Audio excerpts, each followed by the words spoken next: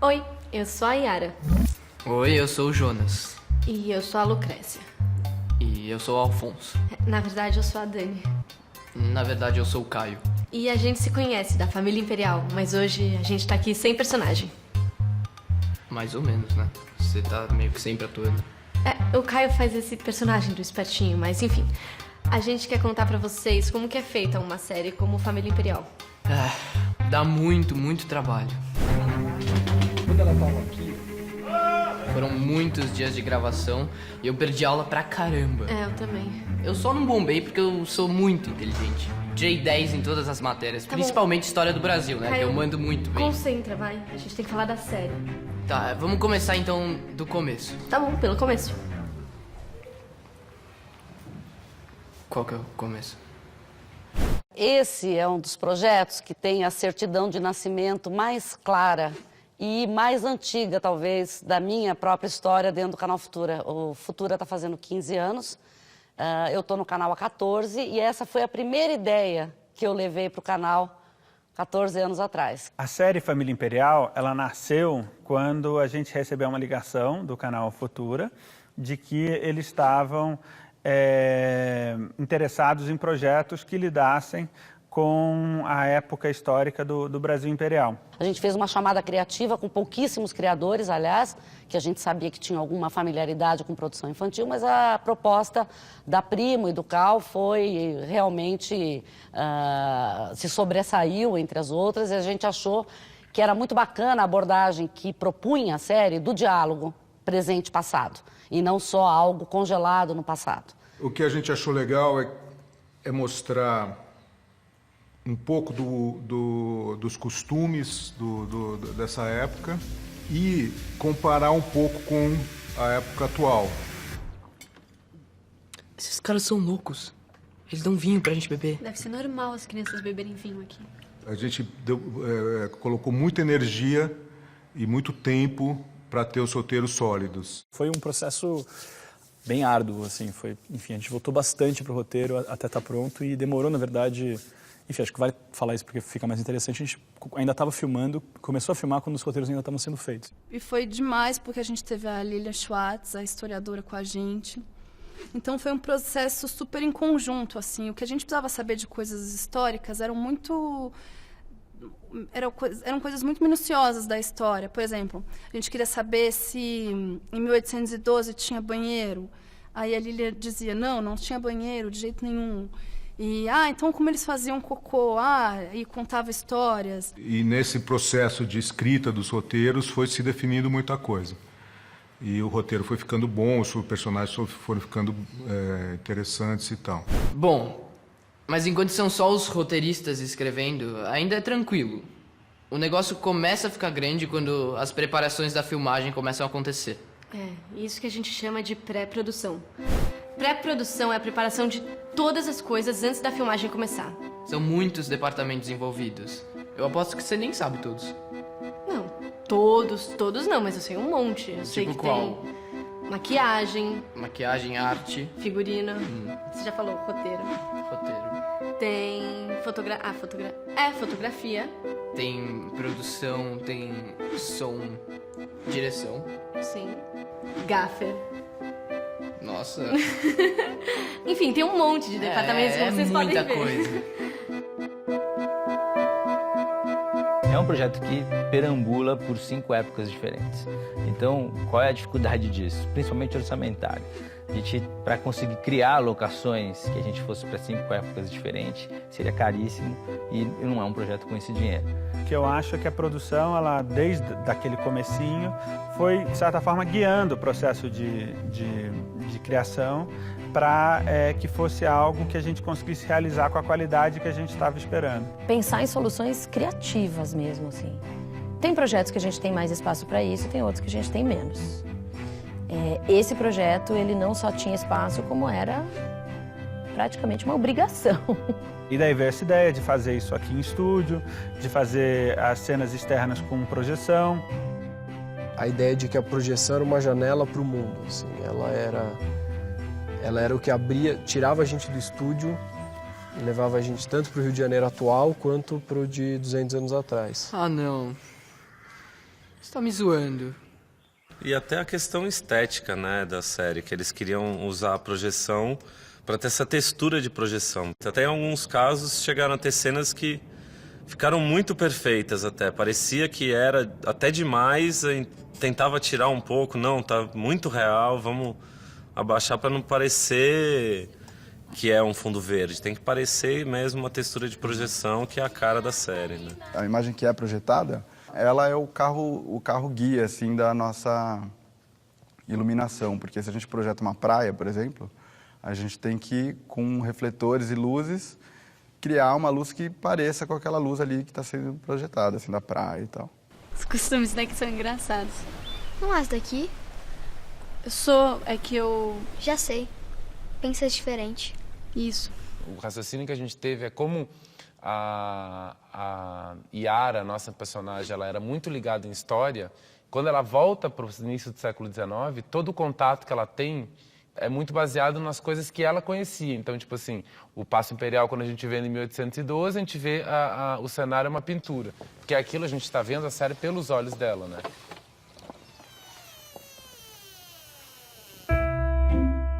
Teve uma pesquisa bem aprofundada sobre o século XIX, como eram os costumes. O que a gente sabe dessa época, ela está descrita em textos ou ela está pintada ou em gravuras, desenhos e pinturas.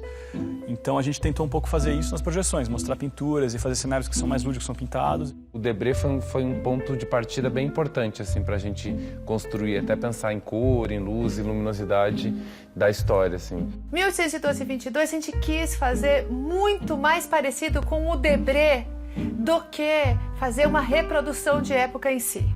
Qual foi a preocupação maior? A gente tinha que contar quais eram os volumes e quais eram as tendências da época de cada um. Não consigo entender. Como ainda estás assim, igual uma menina? Ainda por cima com o meu vestido? E tem o elenco. A gente. Tem um momento em que escolheram a gente. Eu sinceramente não sei como te escolheram, Caio. Mas tudo bem. A Dani foi a primeira pessoa que eu pensei para fazer o papel da Yara e da Lucrécia. Eu, por mim, nem teria feito testes, mas por segurança e tal, até a gente testou outras meninas. Foram quase 300 testados há 8 meses atrás.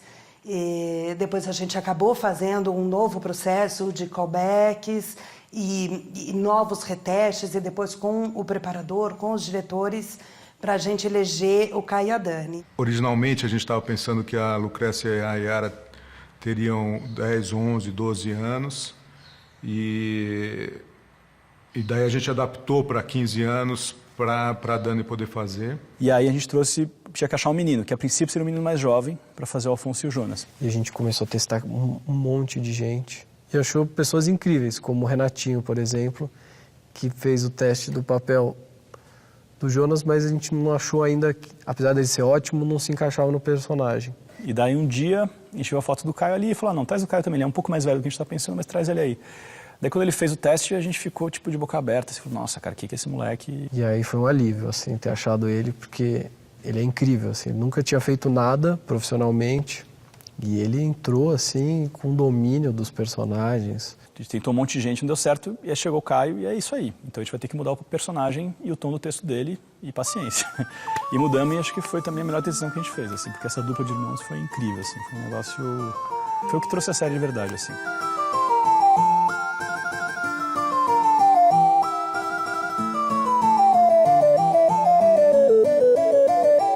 De nada, a Lucrécia não me falou de nada disso. Eu não tô sabendo de casamento nenhum. Achas que o nosso pequeno duque não é bom o suficiente para ti? Não é isso, é que eu só tenho 14 anos. Pois então, logo estarás velha e sem futuro algum. Mas eu ainda nem beijei na boca. E aí, quando parece que tá tudo pronto, a gente vê que ainda falta fazer teste de figurino, de maquiagem. Pois é. Os dias que antecedem as filmagens são muito intensos. Sai da música. Ainda mais pra mim, que tipo, sou a estrela do seriado, assim. Ô, moleque! Se liga, moleque! Sai daqui! E aí eles compraram figurinos, sei lá, de Nova York, da França, tipo, figurinos muito caros, assim. Bom, tipo, o que a gente tá caros, tentando por falar... causa de mim, assim. E maquiagens muito caras também. E, tipo, fazia um trabalho super legal no meu rosto. E assim, um figurino muito legal, assim, colorido, com um sapato de cristal, assim. Quando começam as filmagens, ninguém tem descanso. Caio, você se deu conta de quantas cenas a gente fez e de quantos cenários a gente contracenou? Foi muita coisa. E de quantos figurinos a gente usou. Sim. Deu muito trabalho.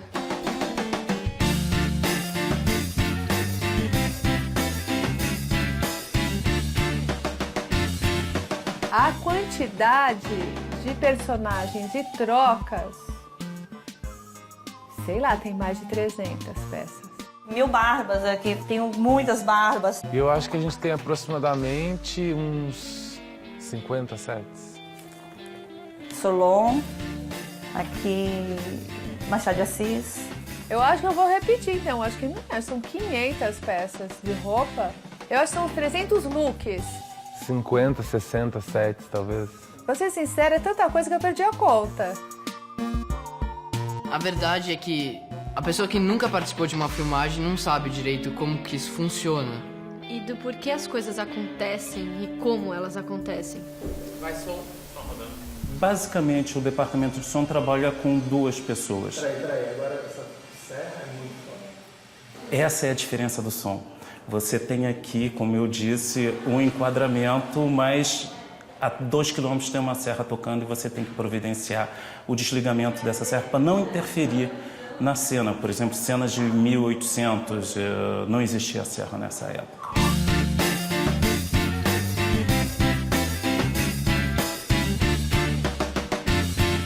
Você escreve um roteiro e você acha que aquilo é um documento, aquilo é uma coisa que deve ser seguida fielmente. Mas a verdade é que o set é um lugar onde praticamente nada daquilo pode acontecer do jeito que tá, assim. Você tem que criar muita coisa no set, assim. No caso da penteadeira, quando a gente tá falando com ou a Lucrécia ou a Yara, a gente tem que contracenar imaginariamente, porque a gente não tá vendo nada. Às vezes nem o nosso próprio reflexo a gente tá vendo. Então a gente tem que imaginar a pessoa que tá do outro lado. Às vezes a gente marcava pontos no espelho pra olhar como se fossem os pontos que a Lucrécia, o Alfonso, o Jonas e a Yara estariam. Eles têm razão de estarem chateados. Ah, é? E você vai fazer o quê quando acabarem suas bombinhas, hein, Padreco? O que é o mais difícil, acho que é filmar efeito, assim, cara. Que, tipo, a gente fez uma coisa que era, a gente recorta a imagem e tem que espelhar, e do outro lado o cara fica repetindo o mesmo frame várias vezes como se fosse um GIF, assim. Ela não é minha filha. Não pode ser. Que a gente achou que é uma coisa que tem muito a ver com uma coisa que é um pré-cinema, né? Que é tipo o princípio do cinema, que é aquela fotografia que repete tantos quadros e fica em loop, tipo Muybridge, até, sei lá, uma coisa de super contemporânea de GIF, de gatinho brincando no Tumblr, assim, sabe? Meu Deus! Onde estão os meus filhos?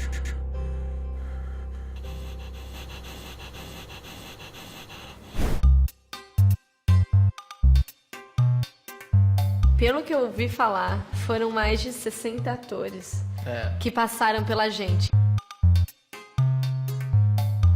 E da mesma forma que foi super interessante ter feito com os protagonistas os mesmos em 2012 e na época dos anos de 1800, a gente procurou fazer isso com o elenco adulto também e deu muito certo. Então o pai, que é o Evandro, e o Eleodoro, eles são feitos pelo mesmo ator, diversos outros personagens, acabamos criando assim uma grande trupe. O meu nome é Pedro Costa e eu interpreto Pedro de Alcântara, Francisco Antônio, João Carlos Xavier, de Paula, Miguel, Rafael, Joaquim, José Gonzaga Pascoal, Cipriano Serafim de Bragança e Bourbon, mais conhecido como Dom Pedro I. E eu me surpreendi porque resgatei uma nobreza em mim. Me deu vontade de ser um pouco mais culto, um pouco mais nobre. É um tipo de personagem que faz você querer ser melhor. Tem um pouco a ver com a minha história, porque eu me identifico com isso, porque eu luto, né, pela liberdade desse povo negro. Fazer esse personagem, fazer isso, eu acho que é resgatar um pouco da minha história pessoal como filho de portugueses, filho de uma certa forma dos descobridores, né, do Brasil, né? nós ainda temos que descobrir os nossos heróis. Eu acho que Machado é um deles. E um herói que, infelizmente, pela história, a história foi apagando a cor dele. Então ele virou um nome que muitos acham que tem uma outra cor.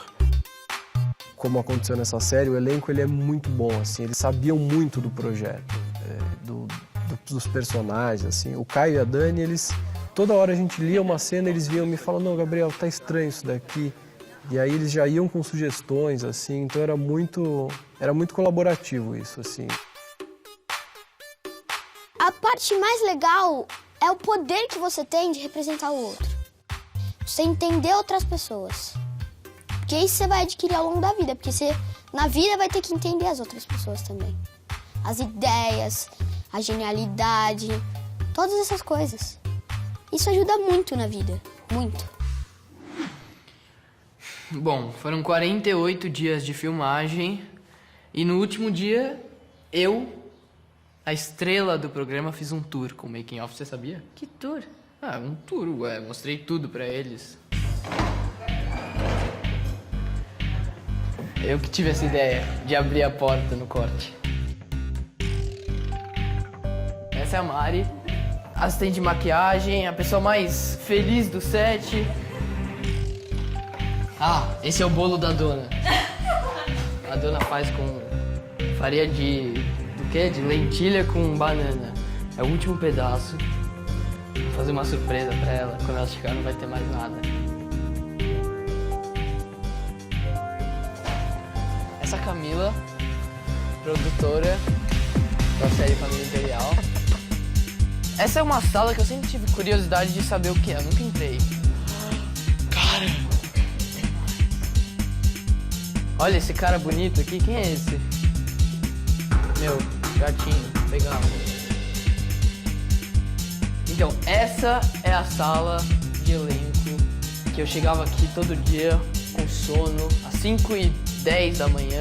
Aqui é um sofá que eu dormi algumas vezes nele.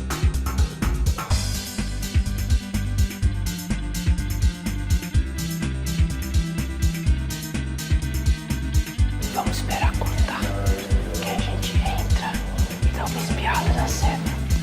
Vai som, vai pegar.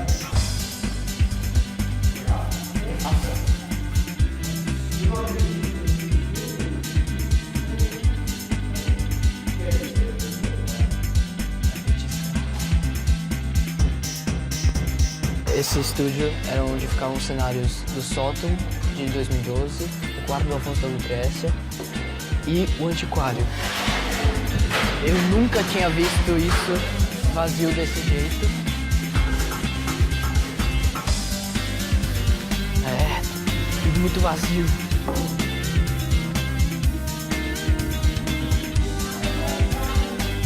Alguém tá aqui? Quem tá aqui? A dona! Doninha, dá um pedaço do seu bolo de banana. Pô, você comeu meu bolo de banana, Caio? Ai, que besta, você comeu todo meu bolo de banana. Ai, não me bate. Eu acho que eu vou ser um apresentador de programa, Mas sabia? onde que eu tava? Ah, você tava gravando. Tá vendo? Eu tava gravando, então eu sou a estrela. Não é verdade. Esquece. E se a filmagem parece muito, muito difícil, isso é só uma parte do trabalho. Ainda tem a montagem, ainda tem trilha sonora, ainda tem todo um processo Criação depois. de efeitos, é muita coisa. É quase tanto trabalho quanto o que a gente teve gravando. Quando a gente conceitualizou esse programa para ser infanto-juvenil, para falar com a molecada, a ideia nunca foi ser mais devagar para que as crianças entendam. Pelo contrário, a ideia sempre foi ser mais rápido para que os adultos não entendam bem. A gente tem essa preocupação em dinamizar muito o ritmo das cenas, incluir, né, ter recursos gráficos cada vez mais, etc. A série tem essa fusão, né, de linguagens mesmo, que eu acho que ela é estimulante. Não, Jonas. Dom João ainda é o rei de Portugal e do Brasil, mas é que depois que ele veio pra cá, as coisas mudaram muito. O frango vendeu mais que nunca. Em 1820... As animações, elas são assim, são misturas de recortes, de material filmado, desenho e ilustrações meio de época adaptadas. E tem um ar meio comédia, assim, uma coisa que tenta ser leve na pegada e um pouquinho educativa no fundo de tudo. Pouco tempo depois, as cortes também quiseram Dom Pedro de volta. Mas daí Dom Pedro, pressionado pelos brasileiros, disse que não, que queria ficar. Então esse é o dia do fico? É isso, gênio. Olha, fazer uma série como Família Imperial, eu acho que dá tanto trabalho quanto viajar no tempo. Ou mais. Quando eu migrei dos produtos infanto-juvenis para os produtos adultos, eu tinha percebido que não é tão diferente assim, sabe? É tão difícil quanto fazer, ou até mais, fazer para o público juvenil, que são muito exigentes, né? Nesses 15 anos que a gente está fazendo no mês de setembro, esse é o grande presente de 15 anos. Não só internamente pelas razões que eu já falei, mas sobretudo para o nosso público. Então eu espero que isso dê certo, assim, que as crianças assistam, os jovens, os adolescentes, os adultos, todo mundo que assista a série tem interesse em história, assim, que na nossa história, da Yara, do Jonas, da Lucrécia, do Afonso, mas também pense, pô, mas que esse Dom Pedro é um cara interessante. Você só educa quando você envolve, você só educa se você é capaz de emocionar, você só educa se você é capaz de mobilizar forças interiores. Embora a série de televisão tenha que ser, sobretudo, uma série que todo mundo gosta de assistir, mas também para uma finalidade mais utópica e educativa, né, de oferecer quase que um material didático para o professor, é sensacional. E agora a gente está com não só a maneira como as pessoas assistem audiovisual, mas os veículos também estão muito diferentes. A gente tem milhões de canais de televisão, né? Tem a internet, tem os telefones. Estou curioso para saber como e aonde que vai ser visto e os desdobramentos que esse produto vai ter. Fazer uma série para esse público é muito legal porque não só é uma coisa que as pessoas vão ver agora, mas acho que é uma coisa que as pessoas vão lembrar daqui a 20, 30 anos, como a gente lembra das coisas que a gente viu. As séries que eu vi como criança, e muita série gringa e brasileira, elas definem a gente, eu acho, muito, assim. É quase que nem os livros que você lê, os quadrinhos que você lê, as músicas que você escuta, assim, ela enfim, cria o seu imaginário. Então, eu acho que a gente não poderia cumprir melhor esse objetivo de dar um grande presente para as crianças aos 15 anos do que fazendo Família Imperial. Vem todo mundo correndo! Vem, vem, vem!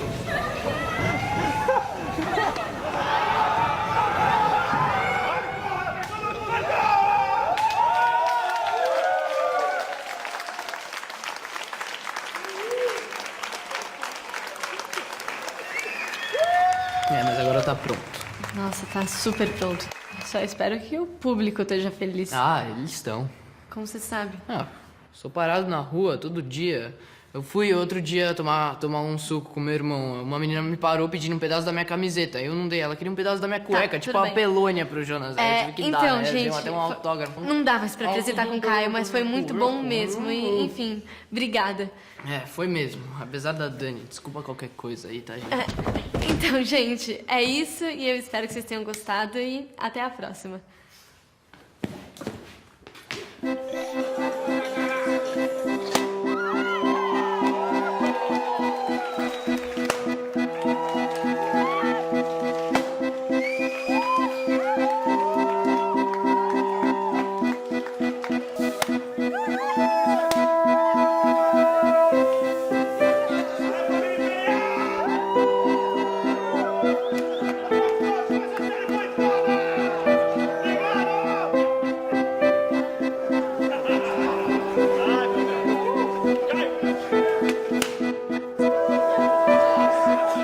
Uma parceria Primo Filmes e Globo Filmes.